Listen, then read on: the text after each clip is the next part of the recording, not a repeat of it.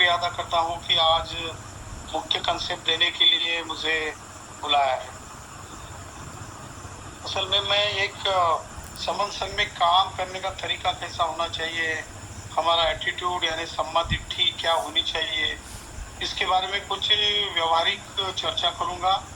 और आजकल हम लोगों को जोड़ने के तरीके किस तरीके के होने चाहिए, और हमारे खिलाफ जो काउंटर रेवोल्यूशन करते हैं जिनको वो उनका वमन कहेंगे, वमनों का जो संघ है हमारे खिलाफ कैसी स्ट्रेटेजीज बनाता है और उसको हमको काउंटर करके हमारी रेवोल्यूशन के लिए क्या तैयारी करनी है, इसके बारे में चर्चा करूंगा। क्योंकि जैसे मैं बहुत 1-2 महीने से एक बात बता रहा हूँ कि लोगों को जोड़ने के लिए उनके साथ डायलॉग करना बहुत ज़रूरी होता है। और आज अभी संतोष बहन जी ने बोला भी है कि जुड़ने और जोड़ने के लिए क्या कौन से तरीके अपनाने चाहिए। तो हम लोग पिछले 2-3 महीने से जो लोगों से डायलॉग कर रहे हैं, खासकर अलग अलग जातियों के लोगों से, क्योंकि हमारी जो कॉन्स्टिट्यूशन के हिसाब से जब संविधान बन रहा था तो हमारी समणों की जो जातियाँ थी लगभग 6743 जातियाँ हमारी है, और उपजातियाँ मिला के लगभग 20,000 जातियाँ हो जाती है, उपजातियों और जातियों को मिला के।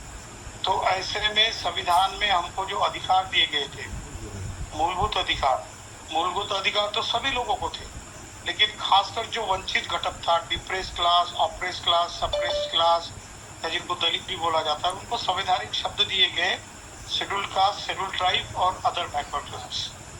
तो इन लोगों को क्यों विशेष क्लास बना के कुछ संविधान के आर्टिकल के तहत इनको एक संरक्षण दिया गया था। उस संरक्षण के लिए उन्होंने प्रोविजन किया था स्टेट सोशलिज्म का, मतलब राज्य समाजवाद। राज्य समाजवाद की भूमिका संविधान सभा में रखते हुए बाबा साहब ने कहा कि स्टेट सोशलिज्म क्या होता है। सोशलिज्म ये है कि लोगों को इकट्ठा लाना, उनको एक पटरी पर लेके आना इक्वालिटी के लाइन में। लेकिन स्टेट सोशलिज्म उससे थोड़ा अलग है। बाबा साहब ने संविधान में जो लिखा है उसमें चैप्टर 3 है फंडामेंटल राइट्स, आर्टिकल 12 से 35, और चैप्टर 4 है directive principle of state policy, राज्य के नीति निर्देश तत्व। मतलब राज्य ने चुनकर आने के बाद स्टेट, राज्य मतलब नेशन, जो केंद्र सरकार है और राज्य सरकार है, इनके काम करने के तरीके क्या होने चाहिए।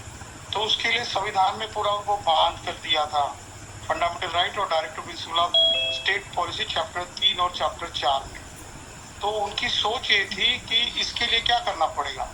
तो जो लोग जातियों में अलग अलग पढ़े हुए हैं उनके बीच में एक दूसरे के साथ ठीक तरीके से व्यवहार नहीं होता, सामाजिक व्यवहार नहीं होता, आर्थिक नहीं होता, सांस्कृतिक नहीं होता, और राजनीतिक तो होता ही नहीं है। तो ऐसे में जब तक इन लोगों को एक सूत्र में नहीं बांधा जाएगा तब तक इनको न्याय भी नहीं मिल सकता। इसीलिए संवैधानिक तरीके से इनके कानूनन क्लास बनाए गए, मतलब कास्ट को उन्होंने डिकास्ट कर दिया, जातियों को कानून से खत्म करके उसको क्लास में ट्रांसफॉर्म कर दिया। तो क्लास कैसे बन गए, SC, ST और OBC, ये 3 प्रकार के। लेकिन जैसा बाबा साहब ने कहा कि संविधान कितना भी अच्छा क्यों ना हो, लेकिन उसके ऊपर अगर अमल करने वाले लोग अगर सत्ता में जब तक नहीं आएंगे तब तक ऐसे संविधान का कोई मतलब नहीं होता, क्योंकि वो तो जो लोग चलाते हैं उस तरीके से उसका रिजल्ट आएगा। इसीलिए उनका कहना था कि उनकी एटीट्यूड को देखना है, उनकी मानसिकता को देखना है, उनके दृष्टिकोण को देखना है कि क्या वो लोग संविधान के मूलभूत भावना के हिसाब से अपना राजपाट चला रहे या फिर उसको तोड़ने के लिए काम कर रहे। तो हमने पिछले 70 साल से देखा कि उनकी जो एक्शन थी, खासकर जो संवैधानिक शब्दों से हमको क्लास में कन्वर्ट करने वाले लोगों के साथ, तो उन्होंने हमेशा बहुत बुरा व्यवहार किया। आज तो उस बुरे व्यवहार की सीमा ज्यादा होगी, मतलब परिसीमा होगी, एकदम बाउंड्री के बाहर चला जा रहा है जो भी कुछ काम किया जा रहा है। तो ऐसे में उनको एक पता है कि कोई एक धर्म को नाम दिया है उन्होंने, हालांकि वो धर्म है ही नहीं, और उस धर्म के नाम से राष्ट्र को इकट्ठा करने का जो उनका मेन मुख्य विचार है या उनकी सोच है, उस दिशा में उनका काम चल रहा है। पर हम लोग है कि उसी के तरीके से चलते हैं। तो समन संघ में आने के बाद अगर हम लोग एक जैसा सोच रखेंगे, एक जैसी पहचान बनाएंगे और अपने काम करने के तौर तरीके अपने हिसाब से तय करेंगे, तो उनको हम लोग काउंटर कर सकते हैं। इसका पूरा तरीका संविधान में है, पर संविधान हमारे हाथ में नहीं है, इसीलिए उसका इम्प्लीमेंटेशन हम नहीं कर सकते। तो जो भी मिला है उसको प्राप्त करके हम लोग उसमें ही समाधान मानते हैं कुछ लोग, या नहीं मिला तो उसके लिए प्रोटेस्टेशन करते हैं। पर प्रोटेस्टेशन भी हम करते हैं तो कैसे करते हैं, अलग अलग करते हैं। मतलब संगठन भी करेंगे तो 5-10 संगठन इकट्ठा के कोई किसी संवैधानिक अगर आपके अधिकार और हक कर छीने गए या कोई अन्याय अत्याचार हो जाता है या संवैधानिक हमारे लिए फंड का एलोकेशन नहीं होता है, हमको कोई शासकीय योजनाओं का बेनिफिट नहीं मिलता है, तो हम लोग अलग अलग रखते हुए अलग अलग होकर उसका संघर्ष करते हैं। तो ये तरीका कोई कारगर नहीं होता, इस तरीके से परिणाम नहीं निकलता, और इसीलिए वो अगले अलग से और दूसरे अलग से नए जाल में फंसा देते हैं। तो उन्होंने अभी एक नया जाल ये बनाया है कि नए जो पुरानी जातियों को क्लास में जो कन्वर्ट किया गया था, शेड्यूल कास्ट, शेड्यूल ट्राइब और ओबीसी में, तो उन जातियों को फिर से कैसे तोड़ना, मतलब उनके गठों को तोड़ कर फिर से उन्हीं जातियों के फिर और ग्रुप बनाना, एकदम से सारी जातियों का नहीं बनाते। तो उन्होंने शेड्यूल कास्ट और शेड्यूल ट्राइब का उपवर्गीकरण यानी सब क्लासिफिकेशन, क्योंकि बाबा साहब ने कास्ट को वर्गीकरण में लाया, इसका मतलब वर्ग बनाए, क्लास बनाया। अब उस क्लास को जाति का नाम नहीं लेते हुए कास्ट को फिर टुकड़ों में बांटा जा रहा है। तो टुकड़े बांटने का भी नैरेटिव क्या है, तो जातियां है। तो एक जाति दूसरी जातियों के खिलाफ बांटने के लिए हमारे बीच में भेद पैदा किए जा रहे हैं, और उसके लिए रीजन भी ये पैदा किए कि देखो एक ऊंची वाली जात है, ज्यादा पढ़ी लिखी जात है, या ये जो बड़ा जो ग्रुप है, इसने आपके ऊपर अन्याय किया है, आपके हिस्से की रोटी उसने खा ली है, आपके अधिकारों को उसने छीन लिया। असल में अधिकार कोई भी है तो एक क्लास दूसरे क्लास का छीन नहीं सकता, क्योंकि ये तो रूलिंग क्लास नहीं है। रूलिंग क्लास जो है वही किसी का हक और अधिकार छीन सकता है। अगर हम लोग आगे जाके भविष्य में अगर सत्ता में आएंगे तो हम भी उनका अगर सोचेंगे तो उनका अधिकार हम छीन सकते हैं, क्योंकि जिसके हाथ में डोर होती है वही पॉलिसी बनाता है, वही रास्ता तय करता है। तो ऐसे में जो हमारे पूरे भारत में एक नैरेटिव ऐसा चल रहा है कि ये लोग जातीय संबंध लोग अपनी पहचान और सोच के साथ इकट्ठा हो रहे हैं, उनको अंदाजा है, क्योंकि जितनी हमारी वैज्ञानिक सोच बढ़ेगी, चैप्टर 4 के आर्टिकल 51A के तहत संविधान ने सारे राज्यों को निर्देश दिए है कि आपको संविधान के मुताबिक साइंटिफिक सोच या वैज्ञानिक विचारधारा को प्रसारित करना है।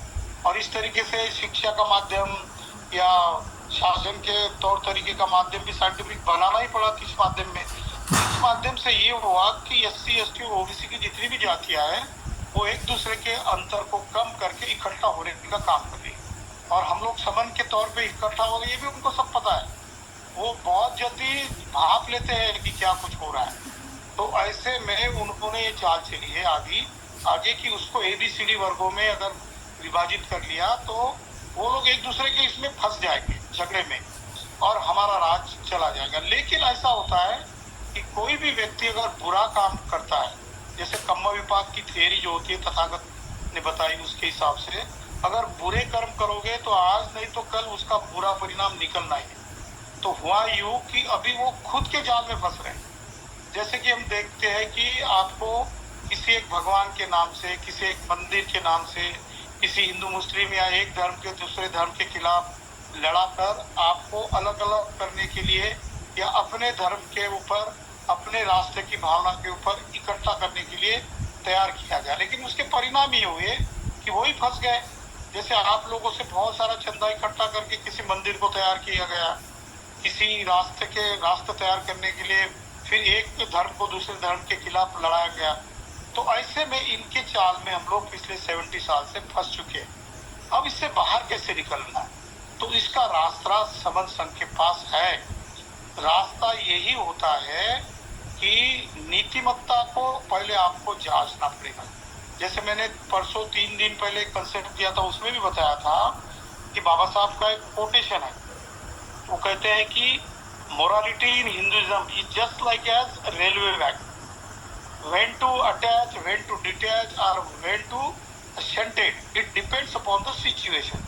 इसका मतलब रेलगाड़ी में अगर कोई डिब्बा है, पुराने जमाने में ये एरोप्लेन वगैरह नहीं थे, तो उस वक्त कैबिनेट मिनिस्टर रेलवे के वैगन में जाते थे, और अगर किसी मिनिस्टर को दिल्ली से निकलकर लखनऊ में रुकना है तो वैगन डिटैच की जाती थी, और फिर बाद में दूसरी ट्रेन आई जिसमें उसको अटैच की जाती थी।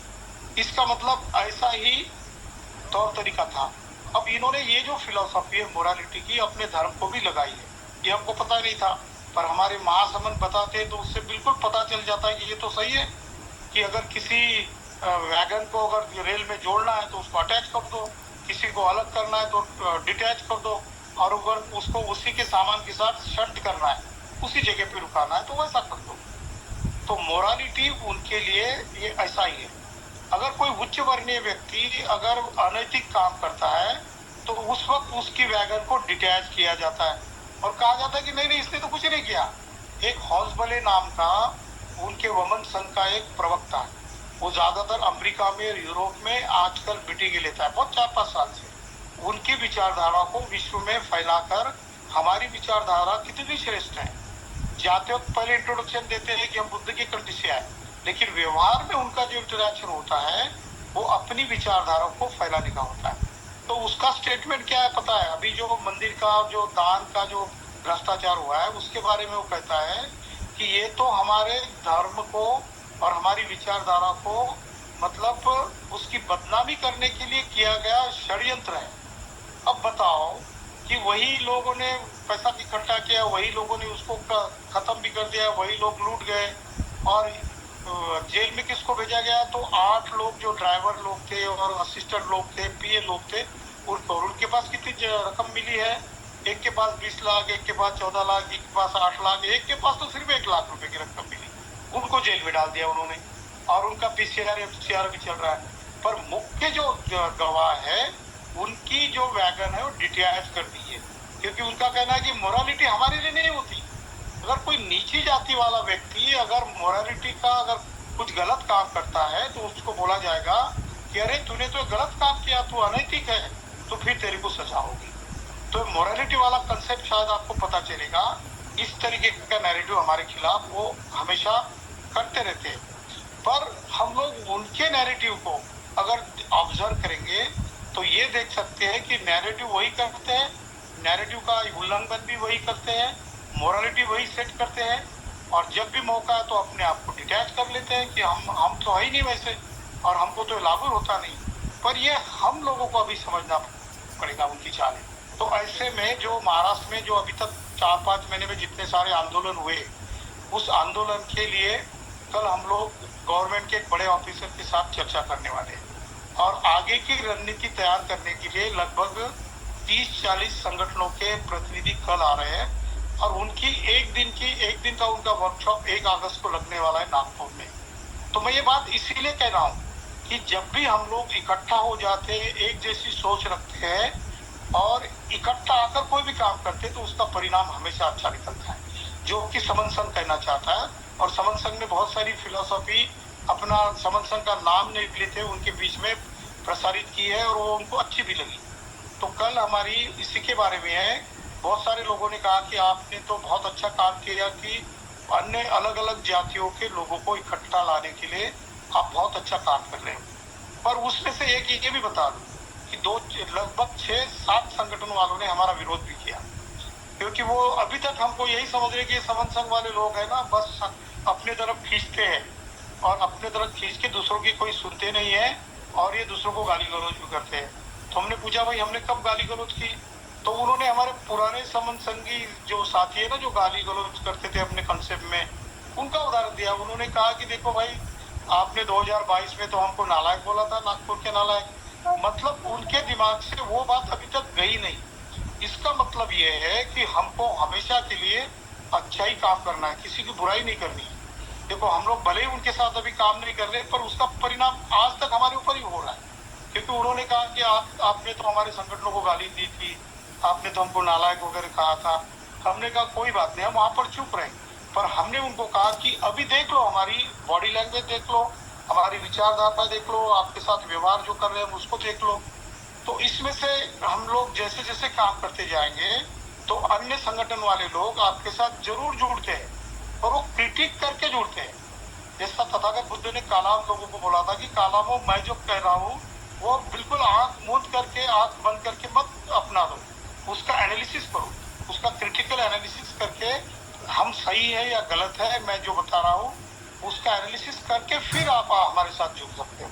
तो यही नैरेटिव हमने उनको बोला है।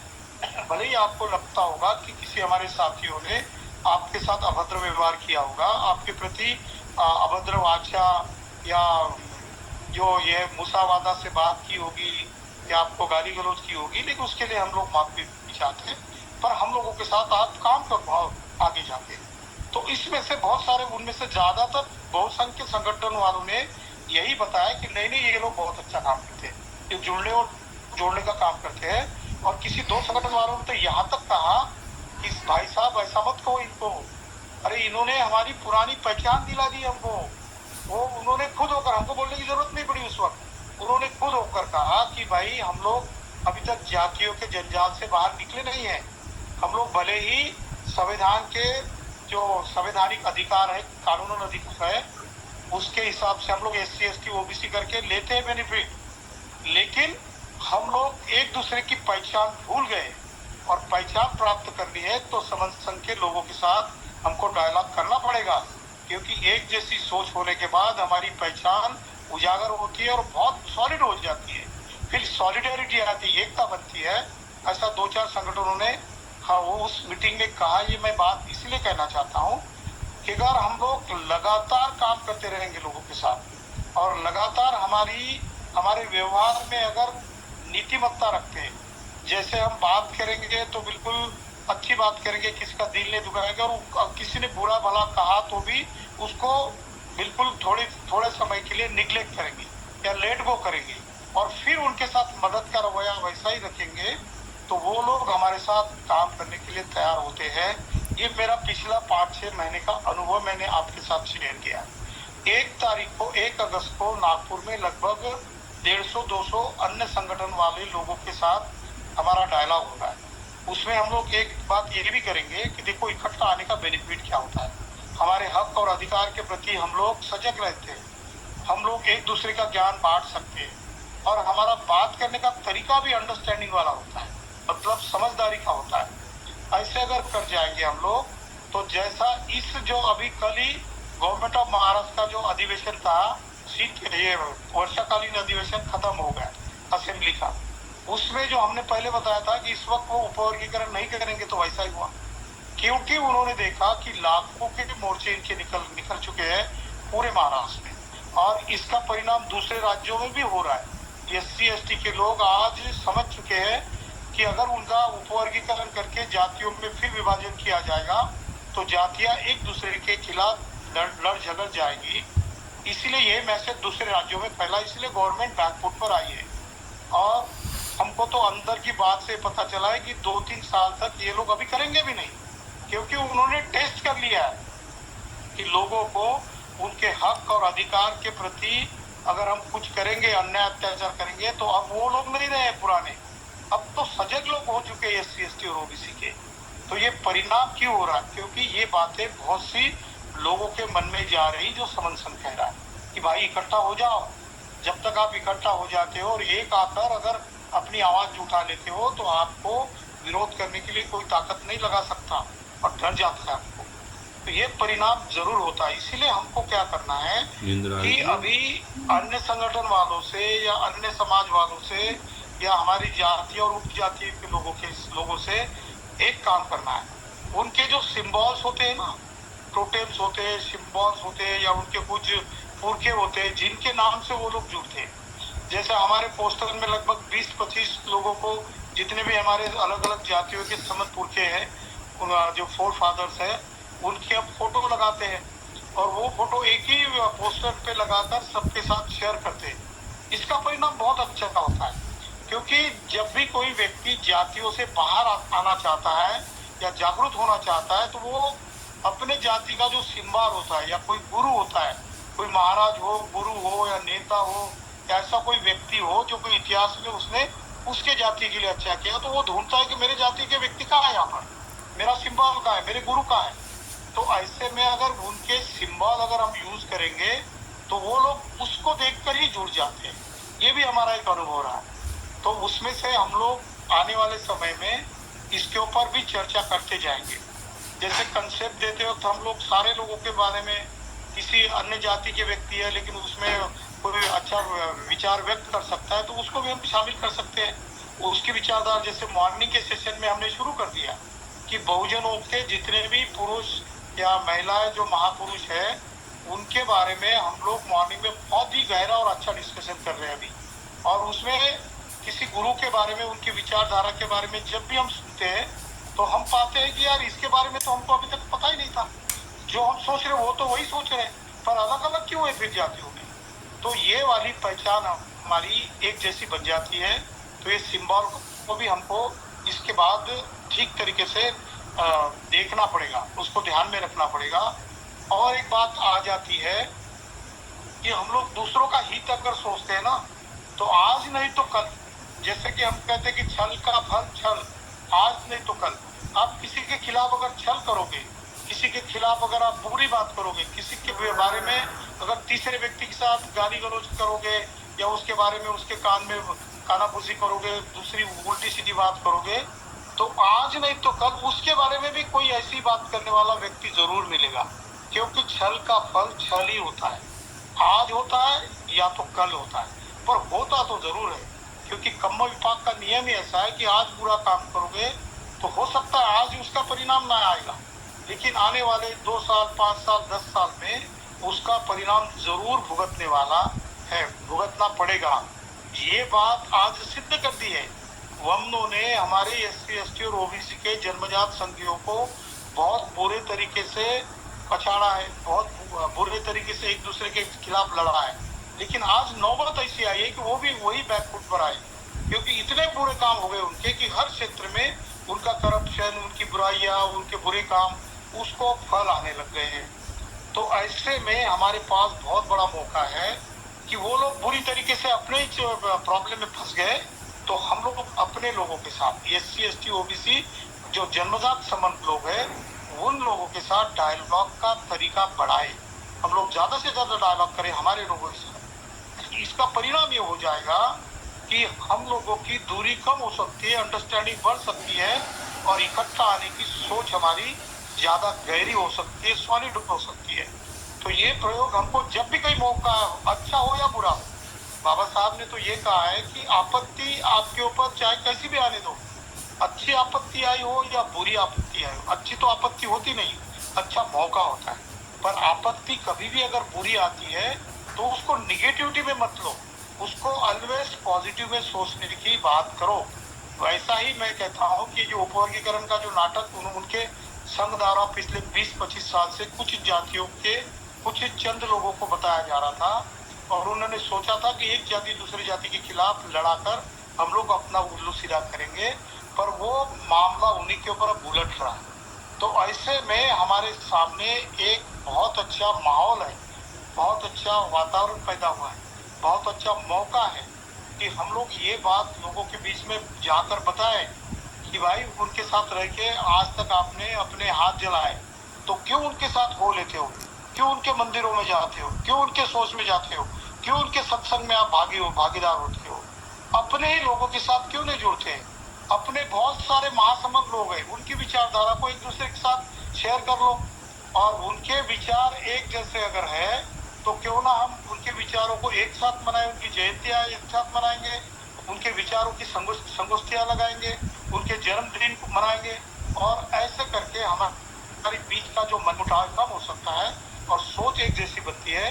ये विचार और सोच से आपकी पहचान भी बन सकती है, और एक बार सुदृढ़ पहचान हो गई ना तो उसको तोड़ नहीं सकता कोई। लोग दूर से पहचानते कि यार ये तो बहुत समतावादी लोग हैं, संविधान को मानने वाले लोग हैं, SC ST OBC के लोगों को जोड़ने वाले लोग हैं, इनसे पंगा मत लेना, इनके साथ मतलब दुश्मनी करके, क्योंकि संख्या में बहुत ज्यादा है, और जिसकी संख्या ज्यादा होती है उसकी ताकत भी ज्यादा होती है। पर हमारी ताकत ये संख्या की वजह से हमेशा टूट जाती थी। आज हमारे साथ पास मौका है कि हमारी ताकत को इकट्ठा करेंगे, और ये ताकत अगर हम लोग एक दूसरे के साथ जोड़ लेते हैं तो उसका परिणाम ये हो जाएगा कि धीरे धीरे हम लोग हमारे संवैधानिक अधिकारों को पा सकते हैं। और मैं तो ये कहता हूँ कि जैसे बाबा साहब ने कहा कि political revolution is not input, it is output. ये कब आएगा? तो सोशल और कल्चरल लेवल पर इकट्ठा आ जाओ, पॉलिटिकल रेवोल्यूशन अपने आप बनती है। ये मानव कांशीराम साहब है या ज्योतिराव फूले का भी यही कहना था। महासमंत ज्योतिराव फूले, सावित्रीबाई फूले ने ये विचार ऐसे करके बताया कि उन्होंने, उनके सामने तो बहुत सारे पर्याय थे। उन्होंने अछूतों के लिए अपने घर का कुआं दे के पानी भी दे दिया था, बहुत सारे मदद भी करते थे। शाहू महाराज ने भी अपनी राज्य की जमीन भी आवंटित कर ली थी SC ST और OBC के लोगों को। लेकिन उन्होंने, ज्योतिराव फूले और सावित्रीबाई फूले ने एक काम बहुत ही प्रायोरिटी पे कहा। उन्होंने कहा कि सारे जड़ जो है, सारे जड़ का अगर इलाज क्या है तो शिक्षा है। इसलिए उन्होंने गुरुचांद ठाकुर, हरचांद ठाकुर साहब ने भी बंगाल में यही काम किया था। तो इन लोगों को बहुत भविष्य के बारे में पता था, क्योंकि विजनरी लोग थे। भले ही हमारे जैसे लोग थे, लेकिन महामानव और हमने यही फर्क होता है कि कोई भी हमारे महामानव हमारी जातियों में, हमारे वर्गों में पैदा होते, वो विजनरी लोग होते। उनकी विजन को इकट्ठा कर लो तो आपकी विचार एक जैसी हो जाएगी और आपकी सोच भी हो जाएगी, उससे पहचान बनेगी। इतनी बात मुझे कहनी है। आने वाले समय में हम लोग 4-5 साल में लगभग 40-50 जातियों के गठजोड़ को इकट्ठा लाएंगे, और दीक्षा भूमि में हम लोग इस वक्त वही प्रयोग करेंगे कि अलग अलग जातियों के प्रतिनिधियों को, उनका एक सम्मेलन रखेंगे, अब 1 दिन की कार्यशाला या संगोष्ठी, और उनको फिर वही पोस्टर बैनर जो पिछले साल हमने वितरित किए थे, हमारे ग्रंथ भी है, नया ग्रंथ भी आएगा, इसको भी हम वितरित करेंगे। दीक्षा भूमि के समारोह में भी, 1 जनवरी के भीमा कोरेगांव के समारोह में भी, और 6 दिसंबर के चैत्य भूमि के मुंबई के समारोह में भी हम ऐसा कर सकते हैं। 14 अप्रैल को हम दिल्ली में या हर राज्य की राजधानी में या किसी बड़े शहर में इकट्ठा होते हैं। हर महामानव की जयंती अगर सब लोग मिलाकर इकट्ठा करेंगे तो हमारे परिणाम निश्चित हमेशा अच्छे आएंगे। इतनी बात मैं कहता हूँ कि अगर मेरी बात में कुछ गलत निकला हो तो यहाँ पर बैठा हो समन संघ मुझे माफ करे। संघेयो खलितो दोषो संघो खमतु तम्मम, संघ मुझे खमतु यानी क्षमा करे। जय भीम, नमो बुद्धाय, संघं नमामि, सारे पुरखों को वंदना।